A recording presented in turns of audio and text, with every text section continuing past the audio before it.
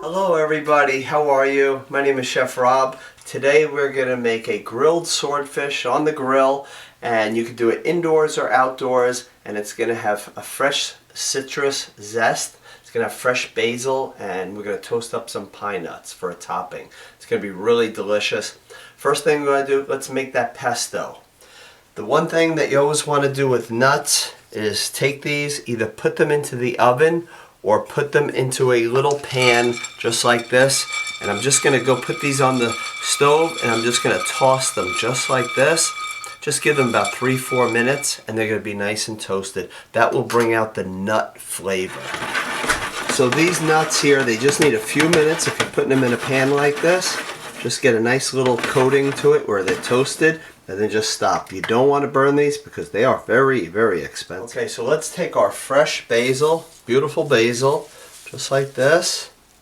I want to take the stems off, and then we're going to put these into a blender. Everything is going to go right into a blender.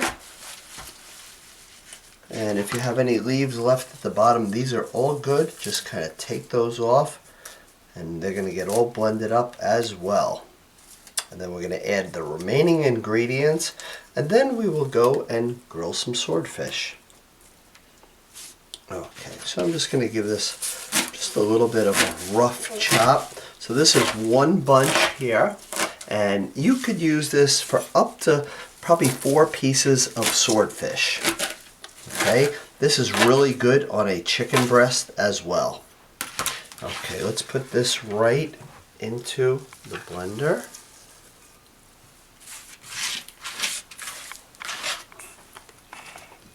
Okay, we're going to add 1 clove of garlic. So I'm just going to give it just a little chop, just so it gets mixed in really well. We're going to zest up some lemon. I want to use the zest of 1 lemon and 1 orange. It's going to give it really, really good flavor. As I'm zesting this, I'm just going to go over some things about swordfish. Swordfish is really low in calories and fat. It's a sweet flavored meat and very tender. Swordfish you will find mostly in the Pacific, the Mediterranean, and the Atlantic.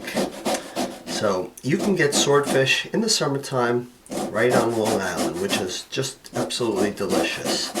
One important thing about swordfish though is make sure you don't buy it frozen. A piece of frozen swordfish can make it really tough and almost like a stringy type texture.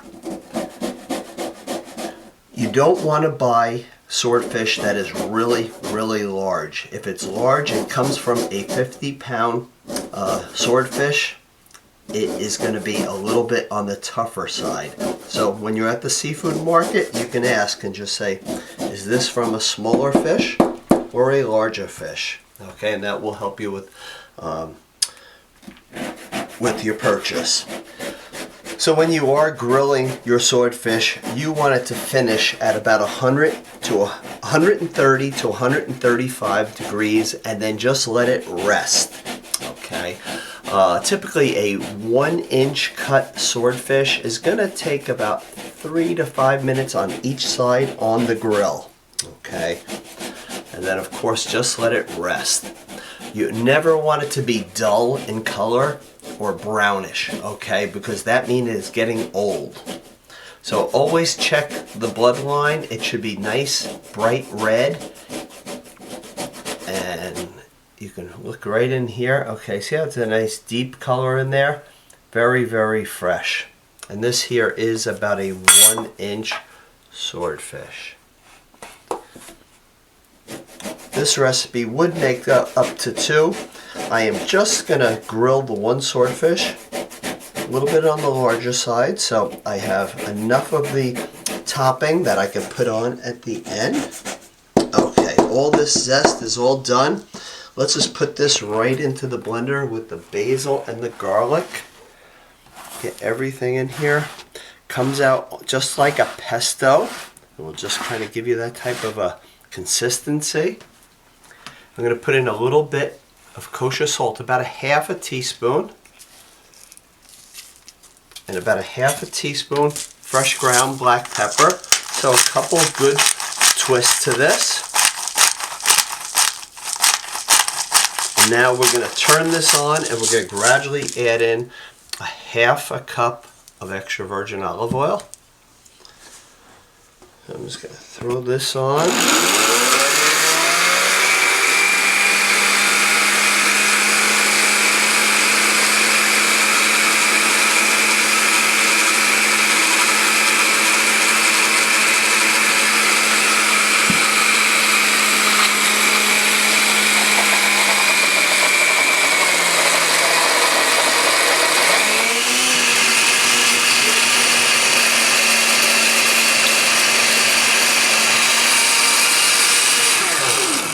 Okay, that is good. So see how that looks, just like that. Put that into a bowl, and then we're going to add in some fresh grated Parmesan cheese. You can add up to about 1 cup of fresh grated Parmesan cheese. And then we will start preparing our swordfish. I have the grill on already, so it will be ready to go right on the fire. And then just kind of give this a little mix just like this. And this topping on top of the swordfish is excellent. And just kind of get in the corners there, bring all that Parmesan cheese in there. Okay, good. Okay, with the swordfish. So the swordfish, we want to just brush both sides with just a little bit of extra virgin olive oil. So I'm just going to put that on there. I'm actually going to take a brush, put that on here with the oil, a little kosher salt, and then a little black pepper. And then I'm going to flip it over and I'm going to do the same thing. So I'm just going to take my gloves. Maybe gloves or have a pair of tongs handy, anything like that. Because you don't want to have that fish on your hands. Just a little bit more oil, just a dot. Just brush that on here. And now a little bit of kosher salt and the fresh ground black pepper. And we're going to go throw this on the barbecue.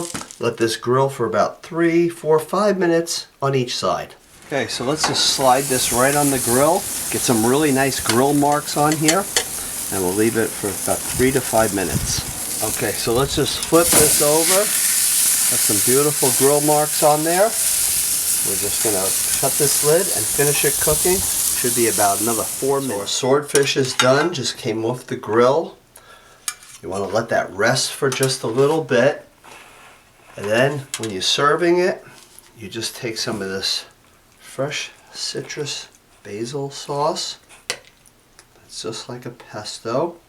And you just kind of brush it on here. You're going to have extra pesto, so if you want to cut this recipe in half, you can. Or just save it. You'll probably get about another 4 or 5 days out of it. So if you have some more fish, different types of fish, you can put it on. Okay, the green on here just really looks really good. And then I like to just take some of the toasted pine nuts and just kind of sprinkle it on here. And when you're making a traditional pesto, you would take the pine nuts and just put it right in the blender with it. But I like the pine nuts on top. They just look really good. I'm just going to decorate this plate. I'm just going to take some fresh slices of lemon and then a few slices of orange. And just make the plate really beautiful, especially if you're having company or you're making a special dinner at home. A lot of people are doing a lot of cooking at home these days. So what you can do is just kind of rotate this. So just like that. You can keep it going as far as you want. I always thought color on the plates really makes it look really, really good. And then take a few pieces, fresh basil. Just kind of drape it over here. And then you have a really delicious dinner. You could always do roasted potatoes, some grilled corn on the cob, whatever may be in season. Stuffed tomatoes. So I hope you'll make this and enjoy it with your family and friends. And if you want some other ideas for different fishes that are mild in flavor, just like the sword, cod is very mild in flavor, sole, halibut, and sea bass is very mild and delicate flavor. And enjoy this. Take care, everybody. Bye-bye.